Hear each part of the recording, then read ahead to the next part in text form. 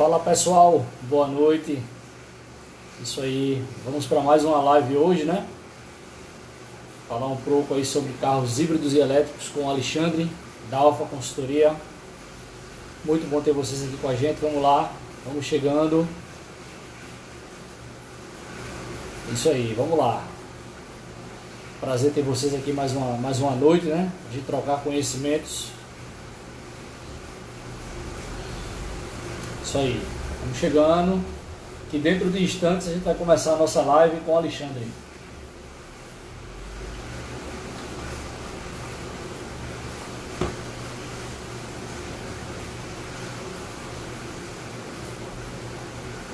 Isso aí, ó, vamos dar aí boa noite para quem está chegando. Grande Lopes, Diego,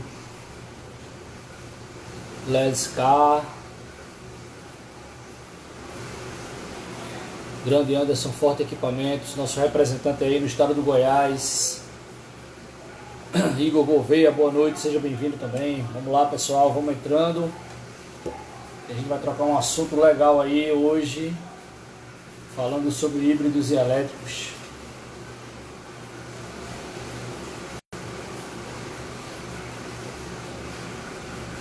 Opa, o Alexandre já está aí. Vamos lá chamar ele aqui para a gente começar. Também, tá? Só assim. Agora. Grande professor Luciano Guedes, Wesley, forte abraço, meu querido. Grande Alexandre, boa noite. Fala, meu amigo, tudo bom? Tudo você bem? está me escutando bem? Perfeitamente. Você está me vendo bem? Aqui está congelado a imagem para mim. Mas você está me vendo? Estou lhe vendo bem, alto e claro. Movimentando. Tá, porque para mim está congelado aqui, mas está tranquilo. Vamos embora. Vamos lá. E a recíproca? Tá ótimo. Tá bem, né? Ok. Estou lhe vendo bem. Bem, Alexandre, eu vou estar desativando os comentários para a gente trocar esse bate-papo, né? Beleza. Olha aí, ó, professor Luciano Guedes aí já está dando aí uma boa noite para a gente. Grande Luciano. Grande figura. É isso aí. Deixa eu desativar aqui. Vamos lá. Alexandre, boa noite primeiramente, mais uma vez, meu amigo. Queria boa dizer noite, que é uma satisfação ter você aqui conosco, para a gente trocar ideia aí. Há Com tempo que a certeza. gente vem namorando esse encontro, né? Isso, é verdade, verdade. Então, Alexandre, Agora... hoje a gente vai bater um papo aí sobre essa tendência que está aí no mercado, né? Que são os veículos híbridos e elétricos. Sim, sim. A gente está vendo que a coisa está ficando cada vez mais forte no mercado. Antigamente, há 10 anos atrás, quando saiu o primeiro carro, né? O Mercedes Classe S400 foi vendido por uma bagatela de $285 mil naquela época, né? Então, assim, Alexandre, meu amigo, eu queria saber de você, nesses 10 anos, o que é que mudou, o que é que melhorou e o que é que vem trazendo, assim, de mais consistência para a gente no mercado hoje de híbridos e elétricos? Ótimo. Bem, primeiramente, boa noite, pessoal. Boa noite, meu amigo.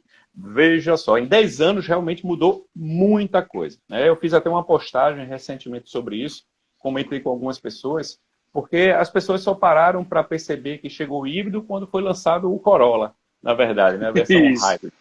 Isso. Mas justamente uma das postagens que eu fiz, porque a gente, enquanto empresa de consultoria, a gente faz um acompanhamento do mercado. Eu estou com o computador aberto aqui do meu lado, né? Onde a gente fez um levantamento ano a ano, de 2010 até esse ano, do número de veículos híbridos lançados. Ao todo, de 2010 para cá, 38 modelos híbridos. Eu estou falando de híbridos, estou esquecendo os elétricos, tá? Os elétricos. Híbridos foram lançados aqui no Brasil. Quando eu falo híbrido, vai desde o sistema 48 volts, que é o meio híbrido, até o full hybrid, que é o híbrido tradicional ou plug-in, e esse é o sistema completo de tração através do modo elétrico, combinado com o motor a combustão. Então, são 38 modelos. Olha só, interessante, que no ano passado foram lançados 13 modelos híbridos. 13. E esse ano, com tudo isso que está acontecendo, de janeiro até junho, até o dia 18 de junho, hoje, foram lançados 7 novos modelos. Ou seja, a tendência é que a gente vai manter esse crescimento no número de oferta. Então, o que mais mudou nesse momento, respondendo aqui a sua pergunta, foi a oferta de híbridos no mercado, né? Em termos de tecnologia, o Mercedes Classe S, que foi lançado há 10 anos atrás, ele foi o primeiro carro do mundo com bateria de íons de lítio. O primeiro do mundo. Só que aquele ali era um híbrido regenerativo. Você não ligava ele na tomada. Ele é como se fosse um Prius ou um Corolla. Ele simplesmente carrega a bateria através de regeneração. É um sistema de 120... Exatamente, é um sistema de 120 volts ali. E aí, depois disso, veio... O segundo carro foi justamente...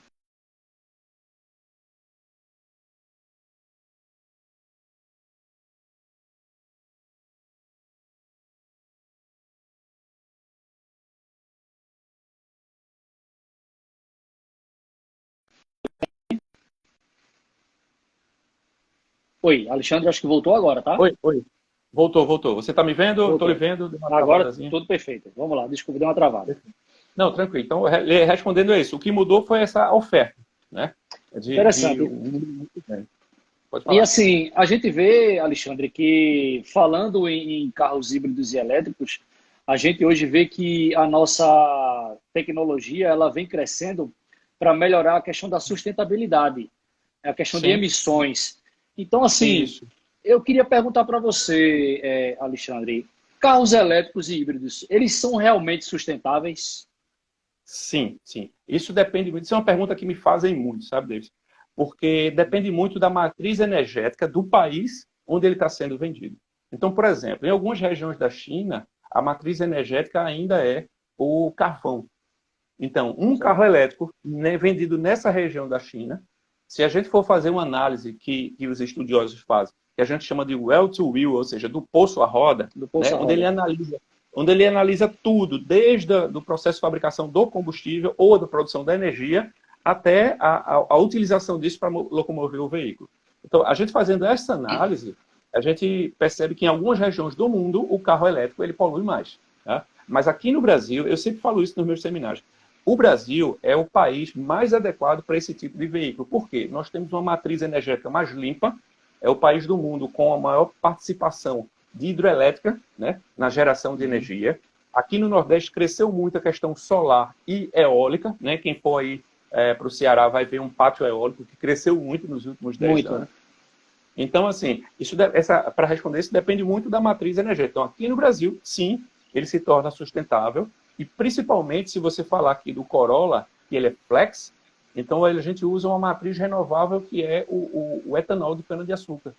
Então ele se torna o híbrido menos poluente do mundo. Não chega a zero, mas o nível de emissão de poluentes é bem baixo. Legal. Mas, Alexandre, assim, a gente sabe que o Brasil, em algumas regiões, a gente tem um certo índice de quedas de raios.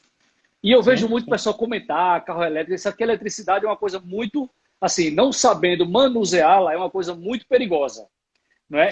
Ainda mais quando a gente vê esses carros que trabalham com amperagem muito alta, né? A gente sabe que realmente o técnico ele vai ter que se aperfeiçoar no assunto, porque a gente sabe que não é qualquer pessoa que vai poder meter a mão nesse carro, porque é um risco para ele, não é isso? Então, assim, eu queria saber, Alexandre, qual a consequência se por um acaso um raio cair num veículo desse aqui no Brasil? Vamos lá. Tem alguma consequência? Vamos lá. Existe um princípio físico que a gente chama de gaiola de Faraday. Então, em caso de uma chuva, de uma tempestade, isso independente se o carro é eletrificado ou não, o local mais seguro para você estar é dentro de um carro. Muita gente fala, dentro do carro porque os pneus são de borracha e isola. Não. É porque justamente pelo fato de você estar numa estrutura metálica. Então, a corrente elétrica, ela passa pela superfície da estrutura. O nome desse fenômeno é gaiola de Faraday. Então, assim, pode ficar tranquilo, pode rodar em dia de chuva. Rodar em dia de chuva. O pessoal me pergunta muito, Alexandre, mas o carro elétrico eu posso rodar quando está chovendo? Pode. Eu posso passar dentro d'água? Pode. Inclusive, é mais seguro, entre aspas, eu atravessar uma rua alagada com um carro elétrico do que com um carro a combustão. Porque o carro a combustão eu tenho o risco de aspirar água e calça hidráulica. E o ar elétrico não tem isso. O nível de vedação de um motor elétrico, de uma bateria de um carro elétrico, ela se aproxima de aplicações como, por exemplo, de submarinos atômicos, entendeu? São aplicações onde você tem um nível de vedação muito grande. Chega a nível de uma escala de 0 a 8, o carro eletrificado chega a quase 8 em termos de vedação contra água e poeira. Então, assim, é relativamente seguro. Né? Seguro. Exatamente. Então, o pessoal tem muita dúvida, como você falou, sobre a questão da eletricidade. Né? isso. A minha origem é a mecânica, né? Eu venho de uma formação técnica em mecânica, fui mecânico, né? E eu conheço mecânico que tem medo até de trocar lâmpada no carro, né? Tô Porque a entendendo. mecânica, quando você desmonta o componente, você está vendo e tem um raciocínio lógico por ali. E a questão da eletricidade, você precisa entender o princípio físico. Você só sente o choque elétrico, mas você não vê os elétrons passando, você não dá Isso, para exatamente. visualizar o que é resistência. Então, é algo mais abstrato, mas vai exigir preparação do técnico, como você bem falou, para poder fazer intervenções nesse carro, com certeza. Então, assim, e falando em aperfeiçoamento técnico, Alexandre, fala Uhum. um pouco do teu projeto da Hybrid Posso? Master, para a gente entender um pouco. Perfeito. Justamente, Davidson, a gente sentiu essa necessidade. Por quê?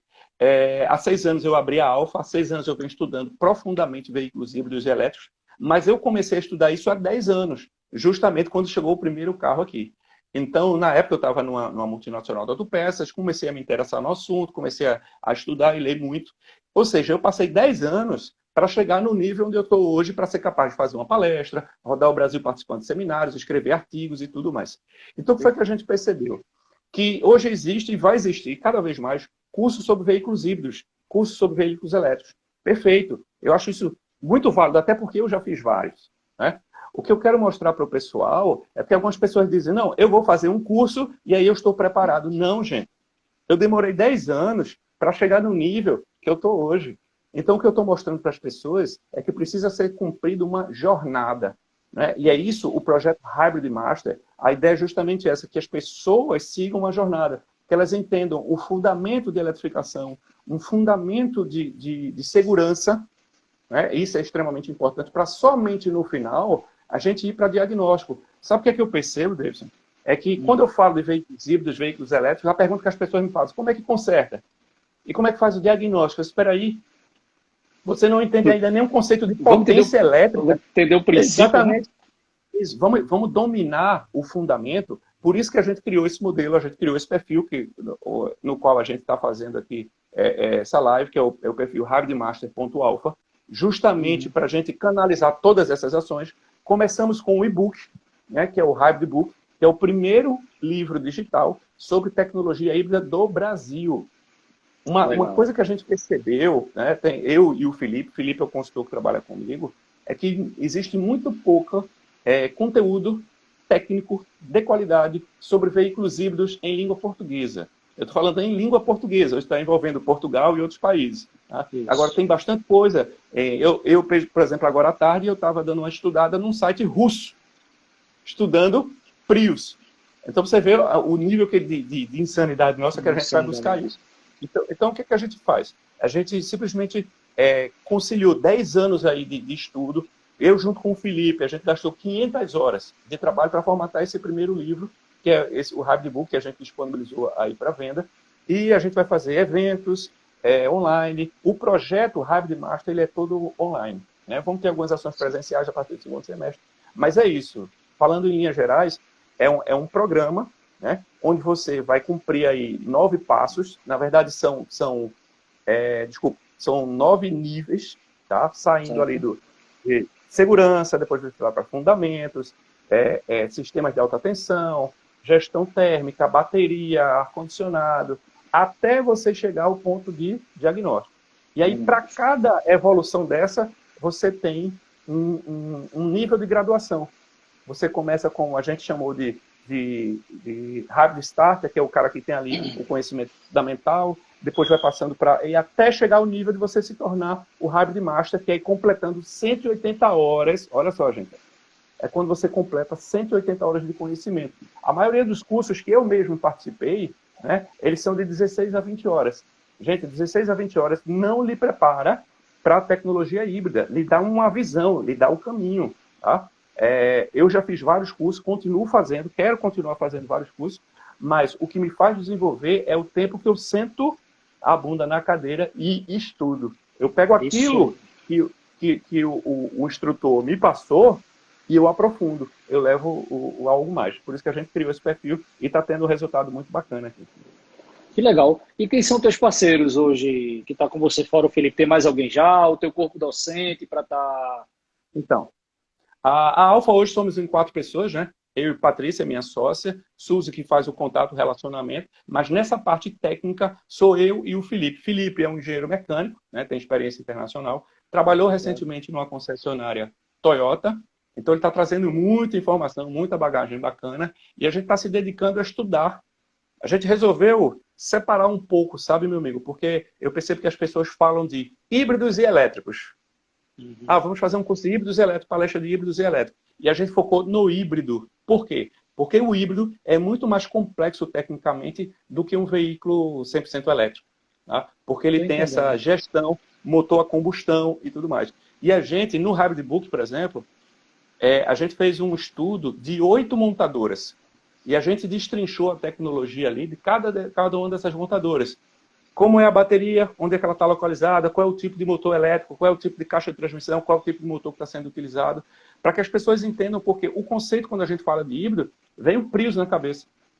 Sabe? Motor gerador 1, motor gerador 2. Bem, isso é um conceito que vale para a Toyota. Tem outras montadoras que usam outras tecnologias, e é isso que a gente quer mostrar para o grande público. Mas o principal é o entendimento dos procedimentos de segurança. É isso que a gente se preocupa mais, esse vai ser o primeiro modo. Pois é, porque segurança realmente eu acho que é primordial hoje para essa tecnologia, né, Alexandre? Que, como a gente falou, a eletricidade é uma coisa que tem que ter cuidado, tem que ter conhecimento.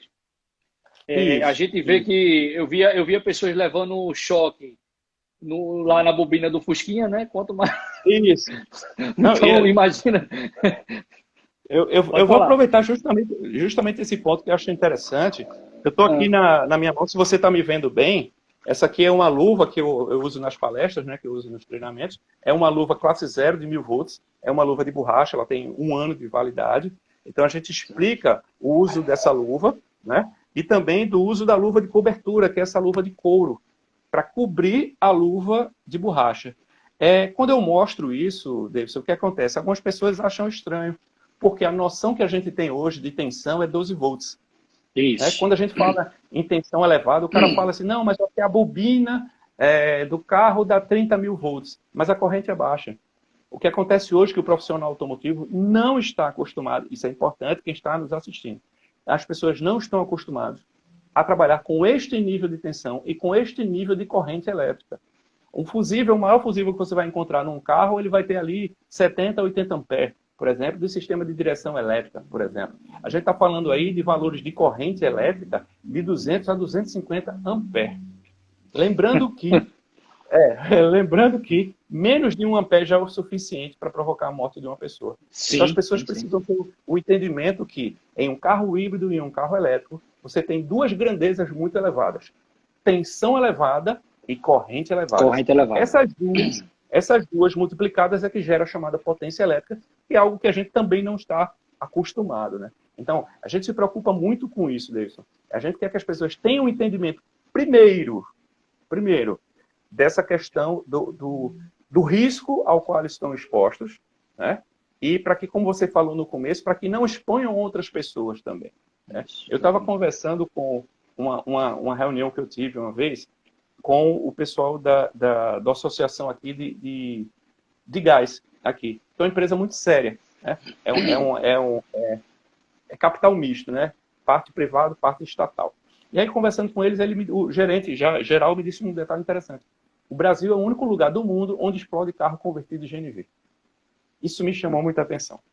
Eu fui buscar na internet e eu não achei informação de mecânico que tenha morrido através de choque elétrico de um carro híbrido ou eletrificado, né? Ou 100% elétrico. Mas, diante disso que foi exposto para o gás, eu me preocupo muito com essa relação para o carro eletrificado. Porque o que acontece é que você não pode esperar o carro chegar na sua loja para aprender. Definitivamente não. Isso é na minha época de mecânico, há 25 anos atrás. Que nada, quando o carro chegar eu aprendo. Hoje, você tem que ter um entendimento. Sabe o cara que mais vai sofrer com isso? O pessoal de ar-condicionado deles. O compressor de ar-condicionado de um carro híbrido elétrico, ele é elétrico. E ele, dependendo do modelo, a tensão pode ser 200 volts até 400, que é o do Volvo, por exemplo. Então você imagina que canetinha de polaridade, cordãozinho de luz, sabe? Numa linha dessa de alta tensão, mata o técnico. Então, muitas vezes, o pessoal de ar-condicionado, que às vezes não está tão estruturado, eu conheço os que estão muito bem preparados, mas outros que não estão tão bem preparados assim, você imagina que essa pessoa vai ter que estudar. Eu fiz uma postagem essa semana de um cliente nosso de Santa Catarina, ele tem uma oficina e uma empresa de funilaria. E aí, essa semana, eu assisti uma live onde diziam assim, não, mas não se preocupem não, porque o carro híbrido vai demorar a chegar nas oficinas. Aí eu fiz essa postagem. O Corolla com 900 quilômetros. 900 quilômetros. Zero. E aí ele foi fazer um serviço de reparo no para-choque. E aí, tirou o para-choque. Tirando o para-choque, você está expondo ali, está lá bem claro nas fotos, dá para você ver o circuito do arrefecimento do sistema do inversor. Se o cara não tem um entendimento, se ele soltar uma mangueira daquela e o fluido sair, ele danifica o inversor. Se ele não tiver cuidado, ele pode até ser eletrocutado, sabe? Então, esse cliente já tem um conhecimento, ele desligou o disjuntor de segurança. Então, é essa reflexão que eu faço justamente nessa postagem. Ah, mas Alexandre, eu não quero trabalhar com veículo híbrido. Tá, mas você quer trocar óleo? Esses carros usam óleo, não é verdade? Eu tenho que saber. Alexandre, mas eu não quero trabalhar com híbrido. Tudo bem, vai chegar um Golf GTE na sua loja, híbrido, e aí com vazamento pelo retentor do volante. Você tem que tirar a caixa de marcha para trocar o volante. Dentro da caixa de marcha tem um motor elétrico. Tensão de 300 ali dá 385 volts. Se você não tem o conhecimento dos procedimentos de segurança, você vai perder um serviço. Então é isso que eu falo. Independente se você quer ou não trabalhar com veículos híbridos, você tem que ter o mínimo de entendimento do que é o sistema eletrificado, quais são os componentes e os procedimentos de segurança. Isso é o básico daqui para frente para todo mundo. Alexandre, você tocou num ponto aí bastante importante para a nossa situação atual. Que a gente sabe que muito mecânico, infelizmente, ele vai ficar para trás. Se ele não buscar, ele vai ficar para trás. Então, com o teu conhecimento, com o teu barganho, me explica direitinho assim, quais são as oportunidades de negócio que está vindo para o mecânico tradicional? Como você citou aí, aquele cara que não quer mexer com elétrico e híbrido, mas aí ele se pergunta, mas aí, vamos lá, será que essa maré está vindo para tomar conta? Será que só vai ter carros híbridos elétricos? Se a gente for parar para analisar, Alexandre, o caminho é esse. Na verdade, assim, refazendo minha frase, é o caminho mais correto. Até falando em sustentabilidade, não é isso? Então, tendo em vista que... Mas a gente sabe que tem toda uma coisa por trás, que é politicagem, capitalismo... Mas assim, vai chegar para isso aí. Aí eu te pergunto, quais são as oportunidades de negócio que esse mecânico tradicional vai ter na opção dele de não querer num carro híbrido? Explica um pouco para a gente. Isso é uma pergunta muito interessante, muito pertinente.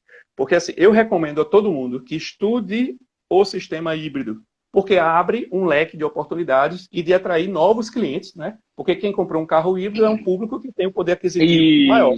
É esse cliente que eu quero dentro da minha loja. Se eu tivesse uma oficina, eu estaria pensando desse jeito.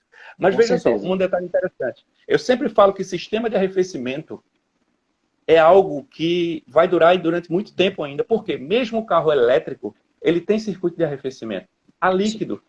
Tem a troca de calor, né?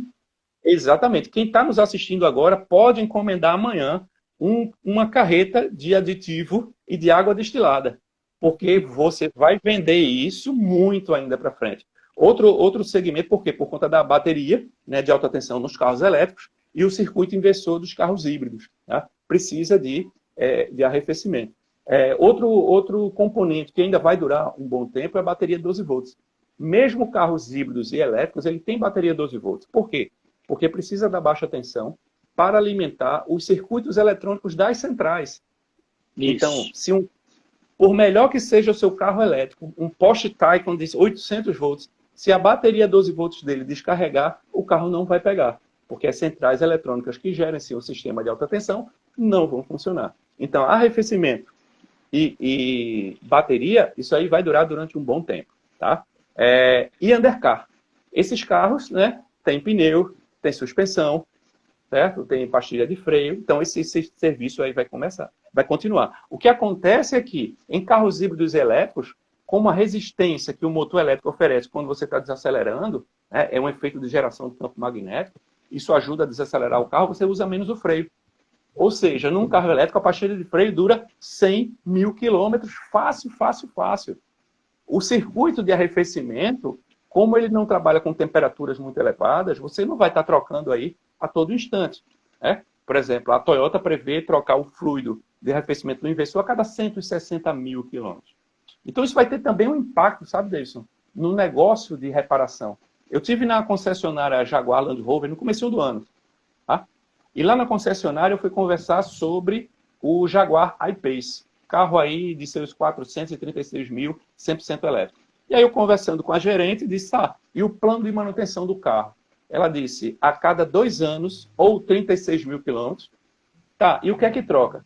Fluido de freio e filtro de cabine. Só. Vocês escutaram o que eu falei? 2 anos, o cliente vai rodar com esse carro 100%. 2 anos, rodar com esse carro 100% elétrico. Vai, ou 2 anos ou 36 mil quilômetros, o que acontecer primeiro. E aí ele vai na concessionária só para trocar fluido de freio e filtro de cabine. Isso tem impacto no setor da gente? Com certeza. Os carros híbridos também trazem esse impacto. Por exemplo, Prius, Corolla, RAV4 não tem correia, gente. Nenhuma correia. Os sistemas auxiliares dele, como bomba d'água, é elétrica, alternador, ele não tem alternador, compressor de ar-condicionado, é elétrico, a direção assistência, né, é elétrica, ou seja, todas aquelas correias auxiliares são eliminadas no carro. Então, qual é o intuito das montadoras? Quando eles fazem isso, é para tirar o peso de componentes que roubam energia do motor, para tornar o motor mais eficiente. Então, por isso, Toyota está seguindo nessa linha, e Toyota e Lexus estão indo nessa linha. Aí o que acontece? Isso tem impacto para a gente, porque agora que a gente conseguiu convencer o cliente que precisa trocar correia, verdade? Que precisa trocar tensor, e o carro não tem nada disso. Esses carros, inclusive, não têm correia dentada, são a corrente.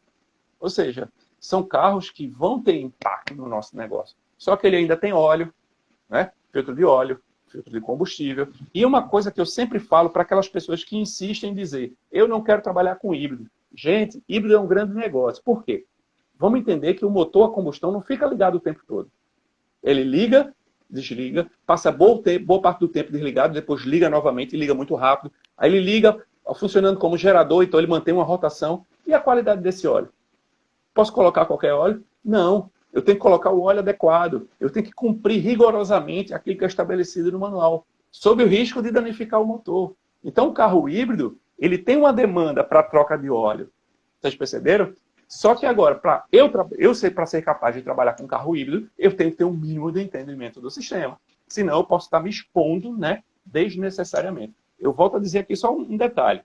Para quem vende o carro, é super seguro. Para o dono do carro, super seguro. Super seguro. Pessoa que está super seguro. A única pessoa que está exposta a qualquer risco é o profissional que vai fazer a intervenção. É o reparador. É o reparador. Essa pessoa realmente está exposta a risco, principalmente se ele não tem um entendimento de quais são os componentes. Isso a gente se preocupa muito. E outra coisa, a Tetra perguntou, o fluido da transmissão tem e é específico também, né? Sim, não só Perfeito. Não só o da transmissão, porque você imagina que, em muitos casos, o motor elétrico está dentro da transmissão. Tá? Mas não só o fluido da transmissão, mas o óleo do ar-condicionado. O óleo do ar-condicionado que se coloca no sistema é específico. Por quê? Porque se você colocar um óleo convencional, que ele é higroscópico, ele absorve umidade.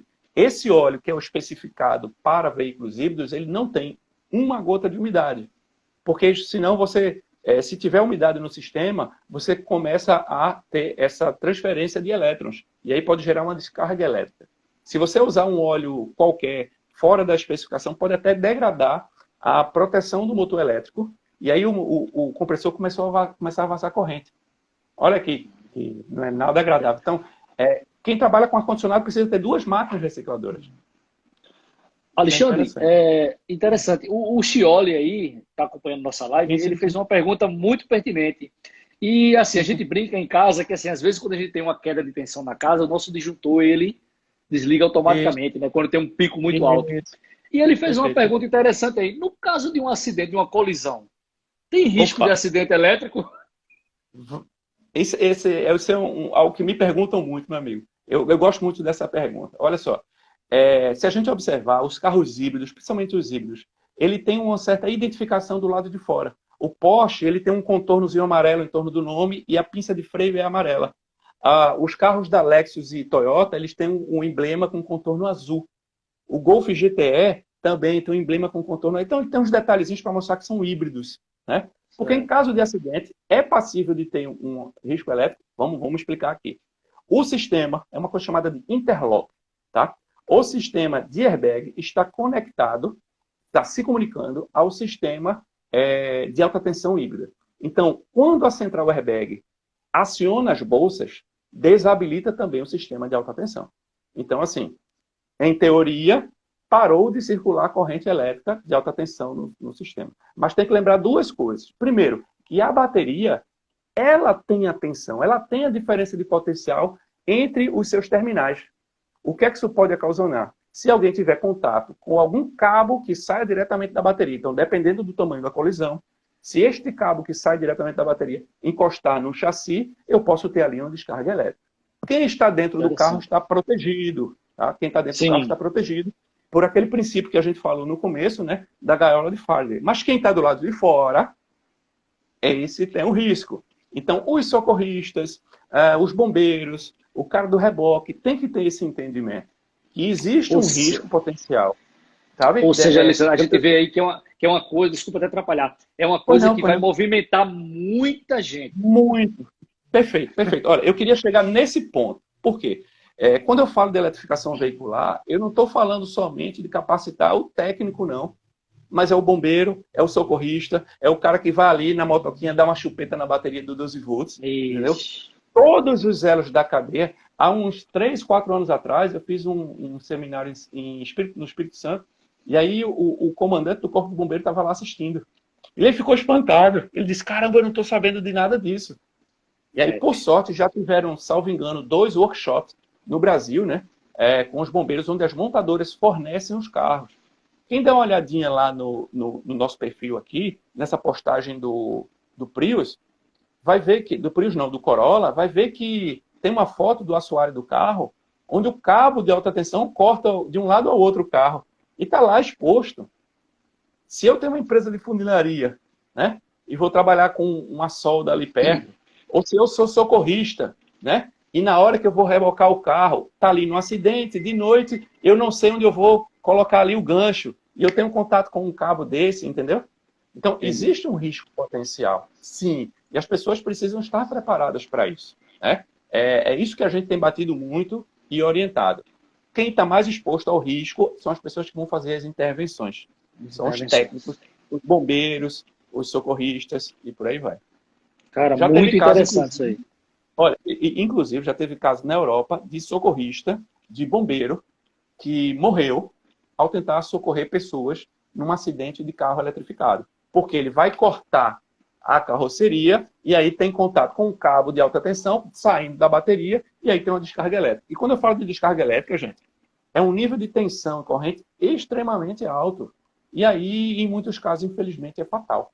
Não é aquele choquezinho que vai causar dormência. Se você tiver sorte, você vai amputar um membro.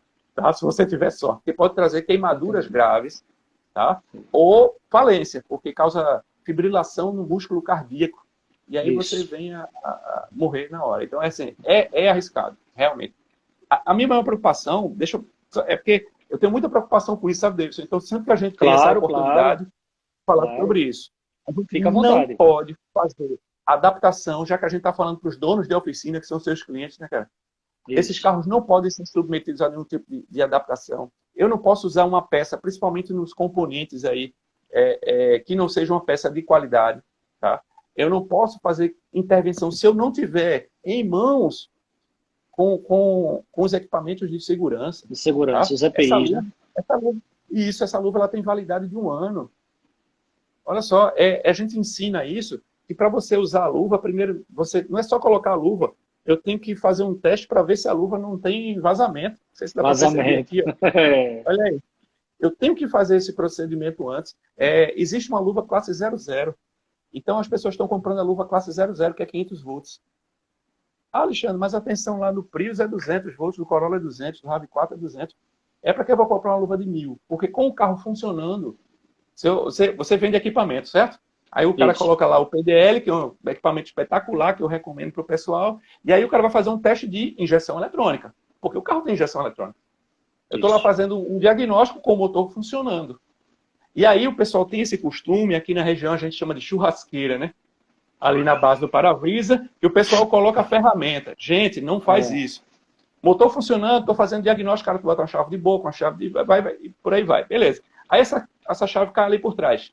Encosta num cabo de alta tensão. O cara vai, até por instinto, colocar a mão ali, cara.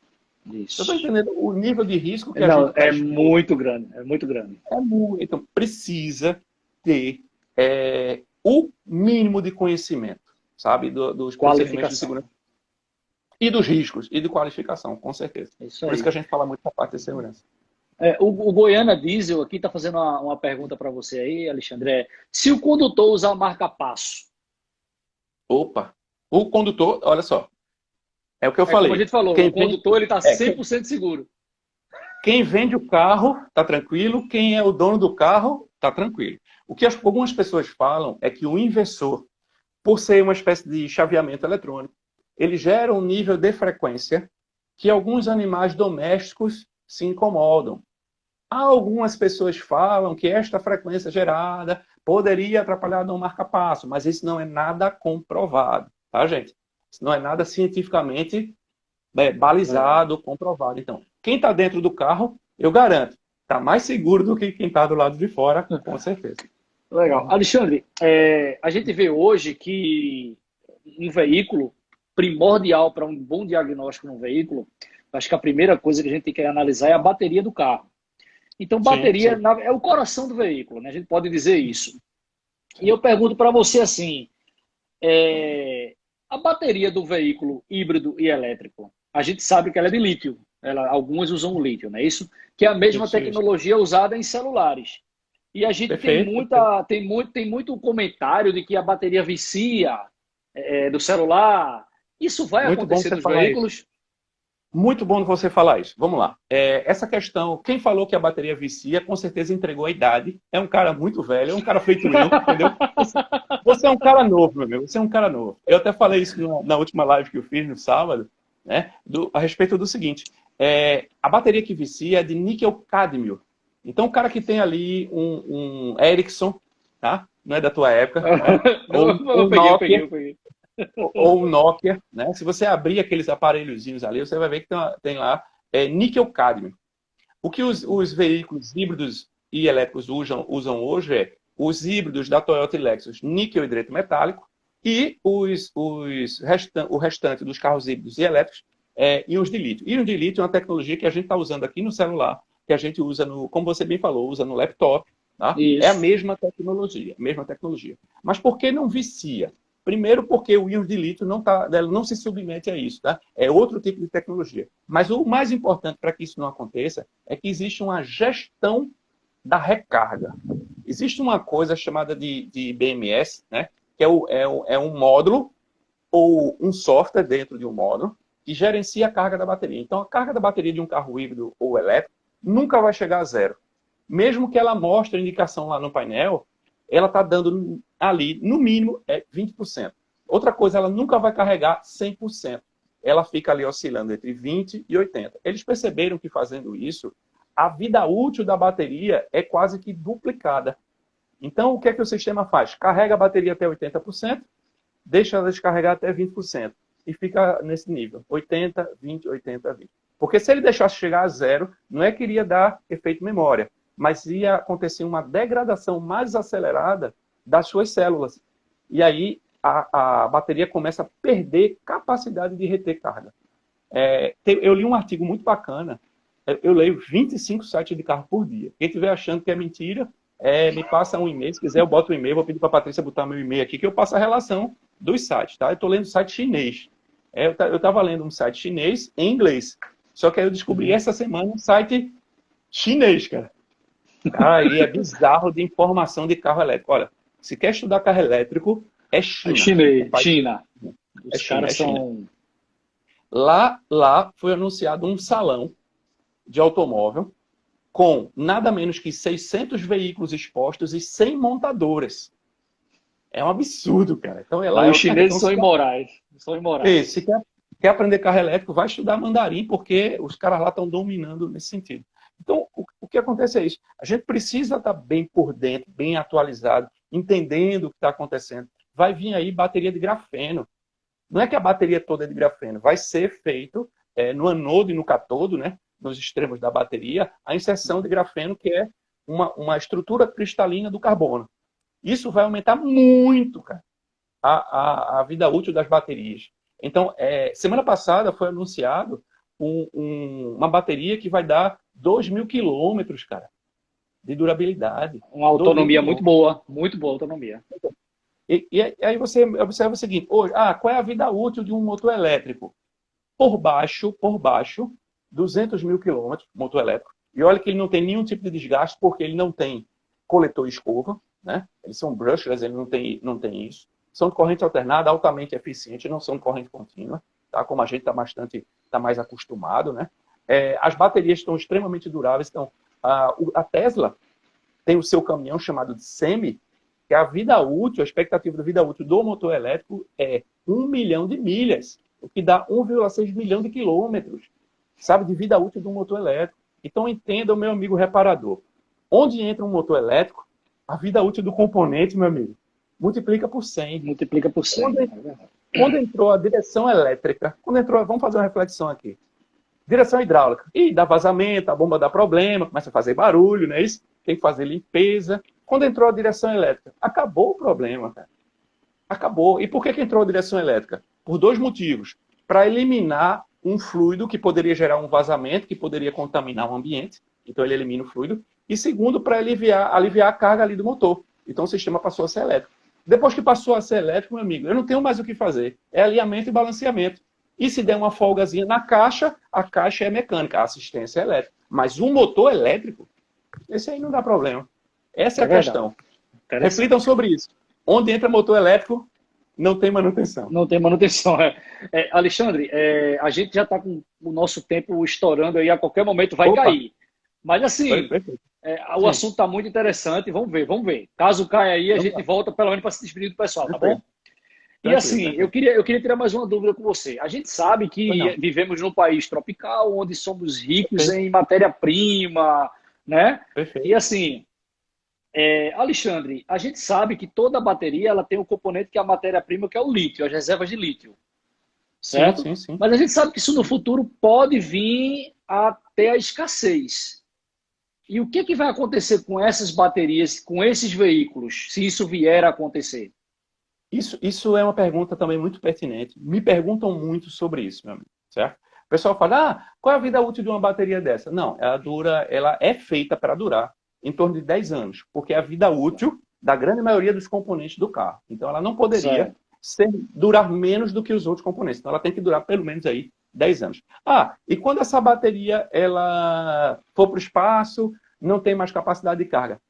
Eu tenho uma sobrevida para ela, que essas baterias são tão potentes, gente, tão potentes, que eu tenho uma segunda sobrevida dela em geradores, por exemplo. Então, eu posso utilizar até como uma espécie de no-break para uma indústria, eu posso utilizar por exemplo, para alimentar um gerador, então eu tenho uma segunda vida útil aí por mais alguns anos. Tá? O que está acontecendo hoje é que estão desenvolvendo processos para reciclagem desses elementos. Porque tem níquel, cobalto, uma série de manganês, uma série de elementos ali dentro da bateria. Então, hoje, ainda não tem assim um plano. Tem algumas empresas já na Europa que estão fazendo reciclagem de bateria de alta tensão. Tá? Já estão reciclando. E o lítio em si, ele não é reciclável. Tá? Mas o que está acontecendo é que está vindo aí grafeno, tem baterias utilizando cloreto de sódio. Então, vão vir várias tecnologias daqui para frente. O que vai acontecer é que o lítio está evoluindo. Entendeu? Então, vai ter muita mudança.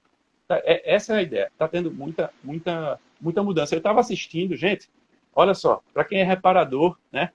Assistam lives do pessoal de recarga, de posto de recarga, cara. Eu estou seguindo uma galera muito doida. Eu assisti duas lives essa semana. É muito difícil eu assistir, porque normalmente eu estou fazendo as lives. Cara, e a conversa dos caras é muito empolgada. tem 1.000 postos de abastecimento no Brasil, 900 e pouco. Quem sabia disso? Já tem quase 1.000 postos de abastecimento no Brasil, cara, para carregar carro elétrico. Tudo bem, está mais ali na região sul e sudeste, mas já tem 1.000. Há 5 anos atrás, eles não tinham 200, cara. Mas a gente está com um índice muito forte em Fortaleza, tá? Fortaleza tem vários postos de recarga. Exatamente. Aqui do lado.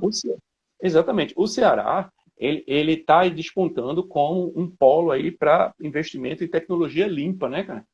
Então, de energia eólica e energia solar. E isso é muito bacana. Então, eu aconselho para quem acha que a eletrificação é moda e tal, vai assistir a live desses caras, que aí você começa a se policiar de mais informação, cara. Olha, tá baixando um decreto em São Paulo, porque com essa pandemia, não existe outro assunto senão isso, né? Ou é alguma coisa falando do governo, ou é o problema de saúde. Ou quem morreu. É só isso que está sendo noticiado. Mas aí está sendo baixado. Eu escutei isso na live, que a partir desse ano, os edifícios comerciais em São Paulo, eles têm que já contar com um projeto de ponto de abastecimento para carro elétrico, cara.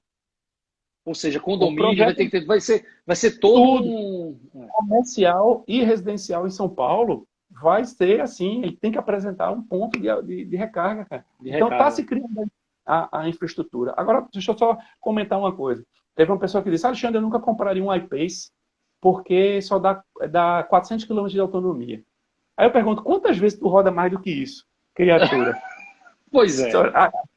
Para quem está nos assistindo aqui, eu sei que tem gente do Brasil todo, mas aqui em Recife, 400 km de carga, né, de capacidade de carga, eu vou em João Pessoa e volto. Tá? Opa, eu vou em Garanhuns e volto. Exato, eu vou para Gravatá e volto, entendeu? Eu vou para Caruaru e volto. Isso. Então, assim, eu vou para Maceió, dou um tempinho lá e tem que dar uma carguinha, né? Em Maceió, lógico. Mas dá para voltar, né? Mas dá para ir para Natal, né? E procurar uma carga para lá, mas chego lá, entendeu? Então, assim, é isso que as pessoas precisam entender. Que teve um instituto de energia nos Estados Unidos que fez uma pesquisa dizendo que as pessoas não rodavam mais do que 40, 50 km por dia. Então ele não é representante comercial. Não, exatamente. Só representante que roda muito, cara. Consultor também roda direitinho. Então, é isso aí. É uma disruptura. A gente vai ter que reaprender muita coisa, meu amigo. O que me encanta nessa área é justamente isso, que me obriga a estar atualizado. Eu tenho que estar estudando. Isso aí, buscando sempre mais. Ô, Alexandre, como vai ser representada a capacidade da bateria de um carro híbrido e elétrico? Muito bacana isso. A gente tem que se acostumar com novas grandezas elétricas, né? Chama-se quilowatt-hora. Então, num carro 100% elétrico, por exemplo, como é que eu defino se um carro, a combustão é um carro bacana ou não? Ele é 1.8, ele é 1.0, ele é turbo, ele é isso, ele é aquilo. O que dá toda aquela capacidade de aceleração do Tesla, né, que tem a versão Model S, né, que é o P100D, né, que faz 0 a 100 em menos de 3 segundos, quem dá essa capacidade de aceleração, além do motor elétrico ser muito bacana, mas é a bateria, gente. Você imagina o fluxo de corrente insano que sai da bateria para entregar um motor elétrico para o carro conseguir acelerar em menos de 3 segundos. Então, o que vai definir, o que classifica um carro elétrico, com ele falando 100% elétrico, é capacidade de bateria, e é medida em kilowatt. Só para ter uma ideia, um Prius, que é um híbrido regenerativo, a bateria é 1,3 kWh, tá? Ela é relativamente pequena em capacidade, não em tamanho, em capacidade. Quando a gente vai para um Golf GTE, que é plug-in, essa bateria já vai para um 8,8. Quando a gente vai para ali para um BMW híbrido, isso aí já vai para uns 16 kWh. Quando a gente pega aí o Mercedes, que acho que é o que tem maior capacidade hoje, com 32 kWh, olha só. O Mercedes GLE, na Europa, ele consegue fazer uma autonomia de 100 km no modo elétrico, sendo híbrido, e a capacidade de bateria de 32 kWh. É algo absurdo. O Tesla, a bateria do Tesla, a maior que tem é de 100 kWh. Só para vocês terem uma noção, 100 kWh. Se a sua casa estiver faltando energia, você liga o carro lá. Liga o carro lá. E o carro alimenta a sua casa. É porque a gente não tem noção dessas grandezas.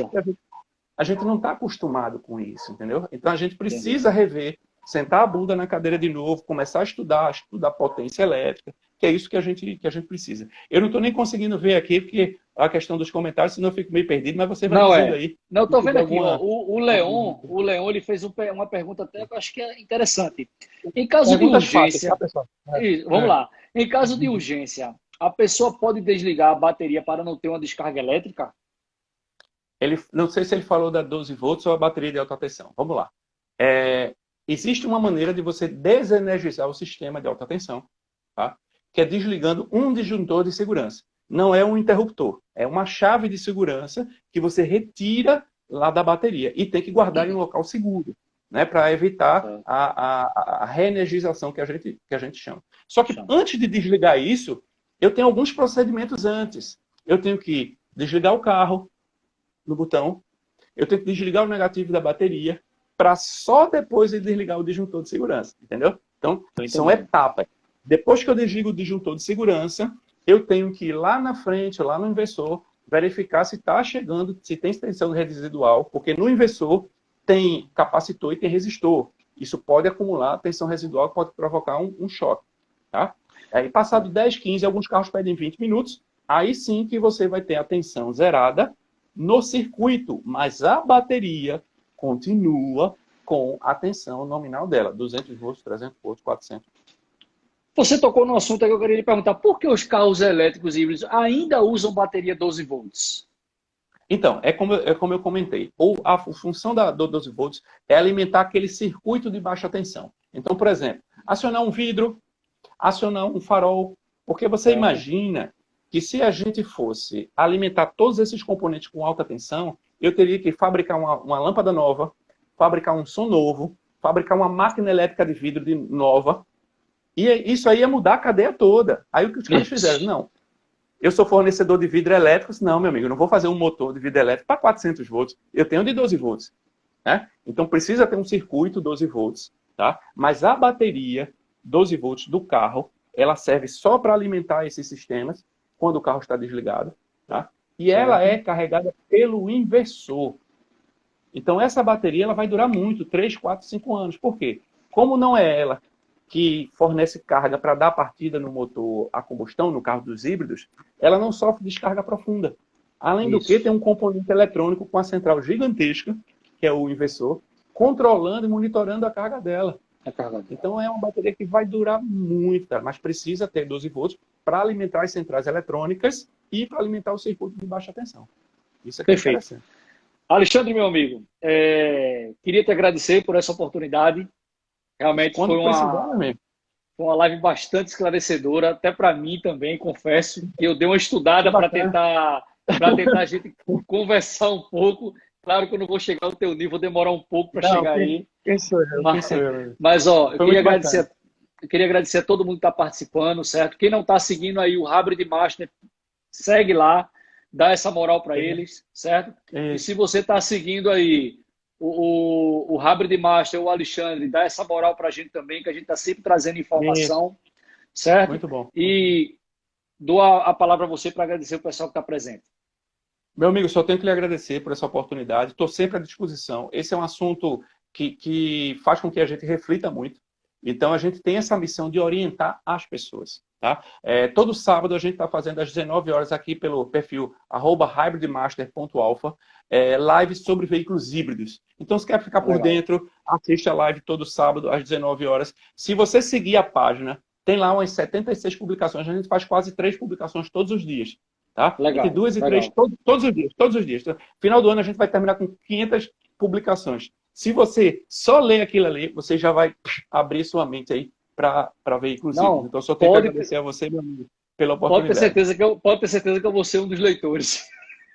Muito bom, isso é muito bom. Cara, fica com Deus. Eu costumo sempre, no final das minhas lives, agradecer a Deus, tá certo? Que Ele continue nos abençoando, que a gente possa ter outras oportunidades para a gente estar trazendo conhecimento para nosso público, porque isso é satisfatório para a gente, né? A gente gosta de fazer isso, né, Alexandre?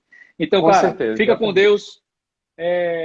Forte abraço para você, para todo mundo que tá aí. Meu forte abraço também e até a próxima live. Valeu. Um abraço, meus amigos. Até o sábado. Um abraço. Valeu.